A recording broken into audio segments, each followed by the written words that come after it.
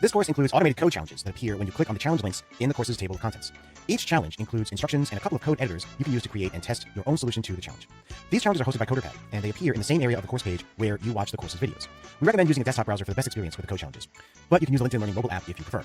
The code challenge has 4 areas. There's the instructions in the top left, a code editor for your answer in the top right, another code editor where you can see how your code is used here in the bottom right, and there's a console for output in the bottom left. You can use these drag handles to allocate space as you like. You can see I can bring up the console a little bit here, right? And you can also collapse the course's table of contents on left to get more space. Each challenge has instructions that include a description of the challenge and the challenge's parameters and the desired result. Depending on the challenge, you might see some additional information in the instructions, such as an explanation of the parameters that your code will be given, along with some examples of what the expected output might look like. So you're going to create your answer in the top right code editor, and there are comments showing where to put your solution. When you click the Test My Code button, you'll see a message indicating whether your code returned a correct result. So let's go ahead and put in the right result. So to find the largest number, I'm going to return max, and I'm going to call numbers. All right, and then I'll click Test My Code. And you can see down here in the console that I have a successful result and shows what my code returned. So if your code isn't successful, let's go ahead and put this back to just returning 0, and I'll click Test My Code again.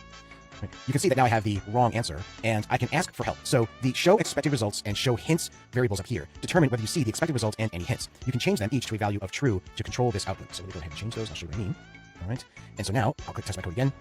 And you can see that it says, all right, it's incorrect. Here's what my code returned. And if I scroll down, you'll see that now it shows what the expected result is, and it's giving me a hint. The code editor in the lower right shows how your code will be executed, and you can change this code to experiment with different test cases. So instead of the largest number being 19, I'll make that 25, and let's go back and put the right answer in again. I'll click Test My Code, and sure enough, now you can see I'm getting the new correct answer.